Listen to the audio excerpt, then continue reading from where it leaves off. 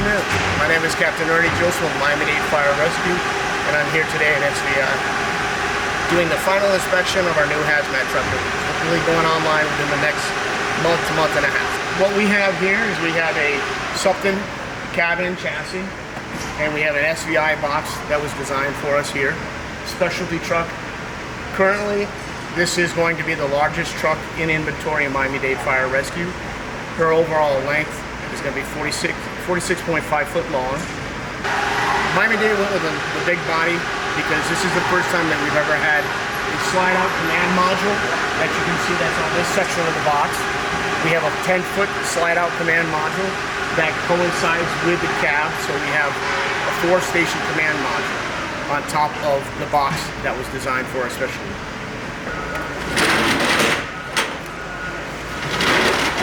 What we're looking at here, this is actually the slide out that we were speaking about on the command module. This will come out, it kicks out to approximately about here, and it gives us a working space inside the truck to do our operations for whatever incident we happen to be on. As we work our way down this side of the vehicle, this is what I like to refer to as our dirty side of the vehicle. This is going to be the side of the vehicle where all the day-to-day tools, hand tools, things that we use for our incidents are on this side of the vehicle. The other side of the vehicle that you'll see later on is the clean side of the vehicle. So what we got here is our first compartment here is going to be laid out for a lot of our heavy equipment, our chlorine kits, our dome cover kits, and our A, B, and C kits are going to go into this area here. As we move down through the side of the vehicle, we've got numerous spots for our SVI air tanks that go in here. We have a total of 9 extra slots for our SVI tanks assigned to this vehicle. On the pull-out trays, again, we're going to use our day-to-day operational tools that we use for our plugging, diking, damming, any kind of leaks that we have, any kind of mitigation that we have, whether it's a leak, offloading of a chemical, or cleanup of a chemical. So these 2 compartments are going to be designed and laid out for that. The good thing with these is both of these trays were designed with a heavy duty capability so that we have the heavier equipment, if need be, can go in here, and they slide out and come down to us so we're reaching up and we can get these out in an easy manner. Single hand operation, that pull in and pull out, back onto this tray.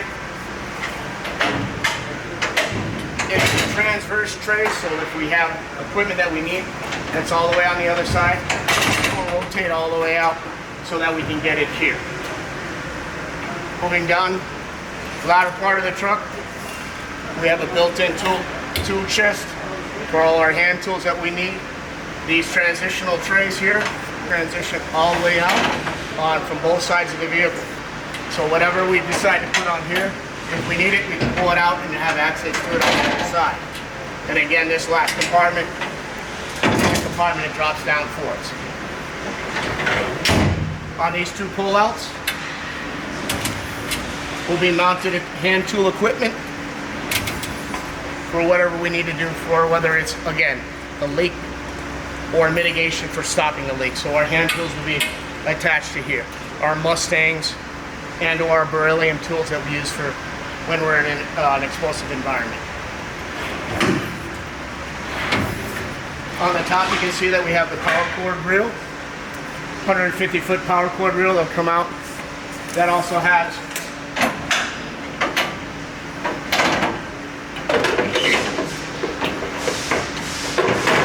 our plug adapter that we can take out to the scene if we need to run equipment off of it.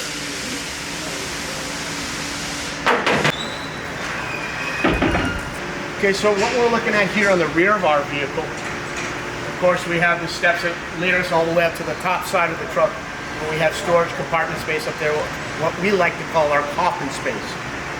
What we did with Miami-Dade is we did take and have a camera and a FLIR device mounted onto the truck that is a 40-foot scope.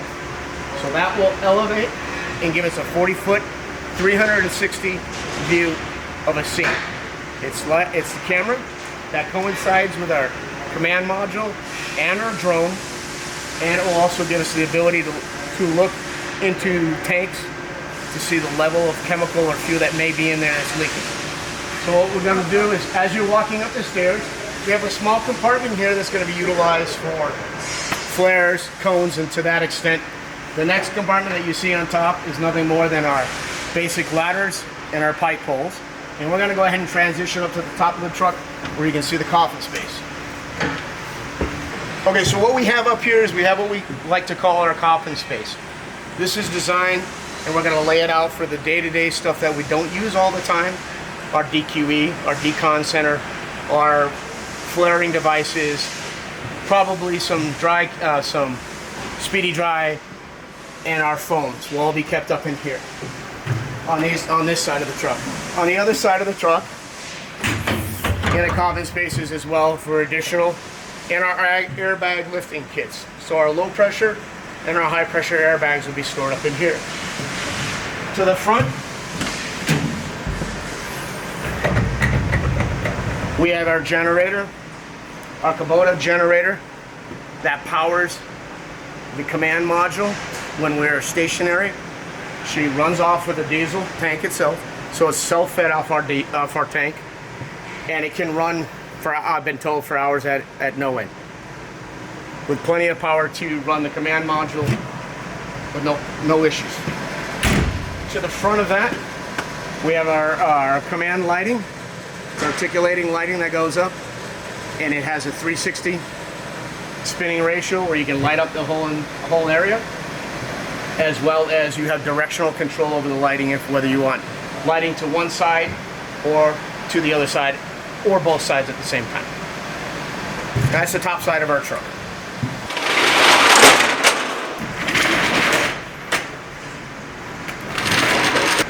All right, so on this side of the vehicle, this is what we in Miami-Dade like to refer to as our clean side of the vehicle. This is the side of the vehicle where we store and contain all of our dress-out equipment. Whether it's our simple day-to-day turnout gear and SCBAs, or our chemical suits that we enter in for toxic environments. So our first compartment here, what you're looking at, will be utilized for our day-to-day our turnout gear, which also has our cascade, built-in cascade system, which allows us to run all our power devices, our air power devices, as a 150-foot reel that will go out, and we can control our air pressure here for our airbags, depending on we're doing a seal leak or a lift operation. The unique thing about Miami-Dade Fire Rescue, even though we're on Hazmat, we are still assigned as firefighters and or paramedics. So we do carry our normal turnout gear, because there could be the possibility of us going into a fire. So our turnout gear will be here, where we have extra storage space here. That is that transverse that comes across, where we can put equipment, whether it's turnout or chemical suits. The additional air bottles for our SCBAs are contained here. We have another tray that drops down. This will be utilized for our level B suits, our entry suits, our cover boots, and our different types of gloves, depending on what environment we're in, whether it's a toxic or an explosive and or a cryogenic environment. So all those will go in here. The overflow for that will slide into this this drop down here. So these two compartments will be utilized for our dress out gear and equipment.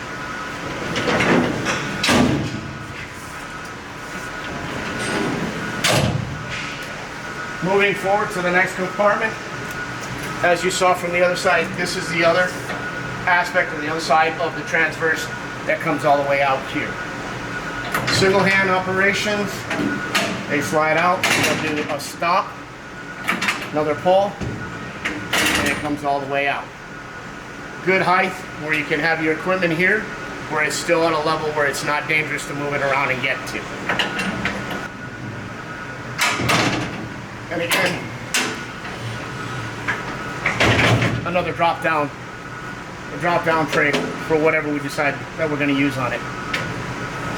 I'm going to be honest, this is a much larger truck than I'm currently assigned in, so I have a lot of extra space that I still haven't figured out what I'm going to use it for, but I'll find a home for something.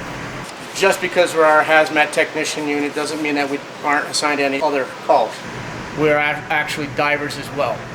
So in this compartment, it was designed for these slide outs to have our SCBA and our dive gear tanks mounted to these slide outs here. So we'll go 3 and 3, and then on these will be hand tools.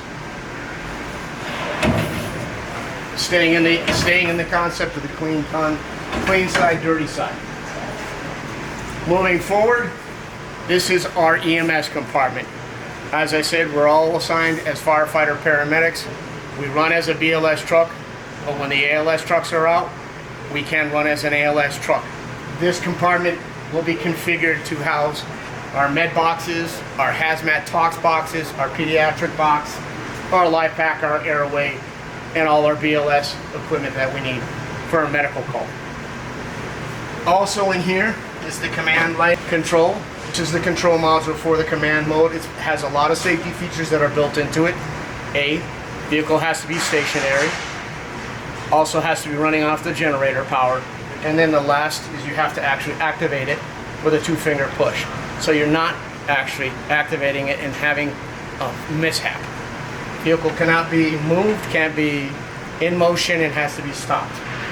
All that is done here, and you have a wonderful long cord that you can reach out, get away from the vehicle, and you can watch the operation as she rises. Great feature. Also in this compartment, as you can see, houses some of our fuses for the maintenance portion of the mechanical side of the things that the mechanics need. Also on this side of the truck, we have an awning that comes out. As I said, this is our clean side of the truck. So when we're making entry into a hazard environment, once we've created our interaction plan, whatever we know what we're dealing with, we'll come out here and brief our entry crews. In South Florida, having an awning and being able to dress out underneath the awning is a lifesaver. This awning is set to automatically come out once the vehicle is stationary. The controls are right here. Once you activate it, it's going to fully extend. It's approximately 5 to 6 feet that goes out. And being that in South Florida we have heavy winds, it's also designed for control that operates under the wind conditions. Moving forward, we have a simple compartment that's here. Probably what we'll use this for will be for our extinguishers, our dry chem, our water can, and our ABC extinguishers. We have one on this side of the vehicle and one on the other side. What we're standing in right now is actually the Sutphen portion of the vehicle. This is the Sutphen cab.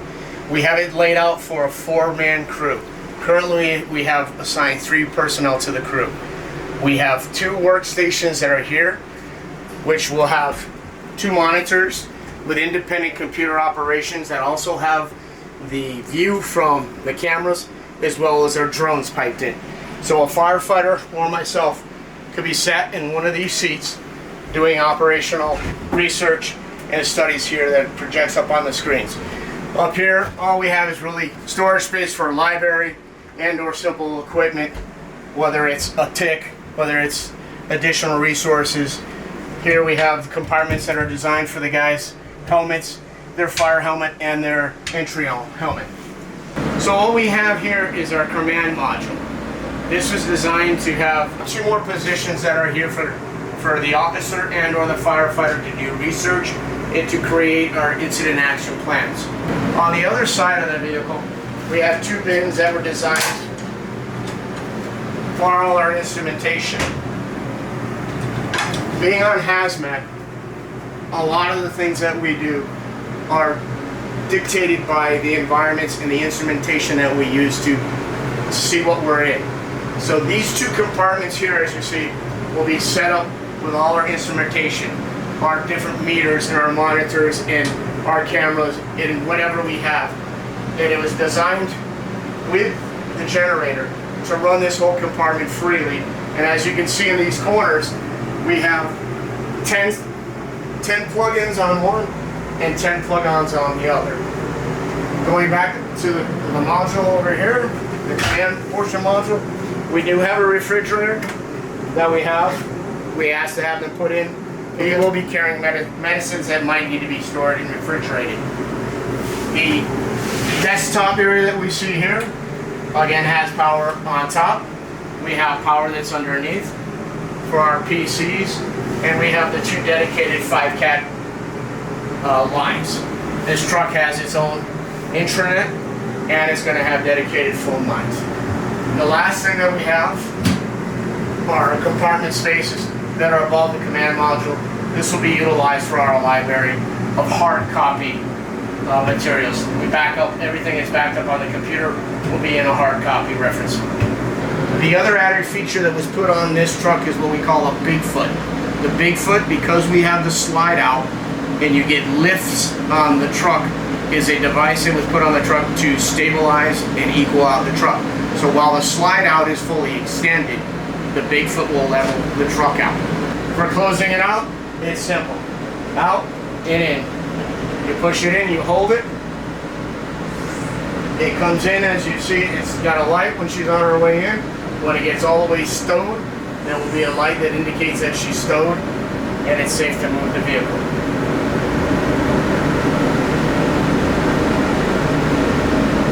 If you are in an area that we couldn't extend, you still have adequate working space to do what you need to do in here.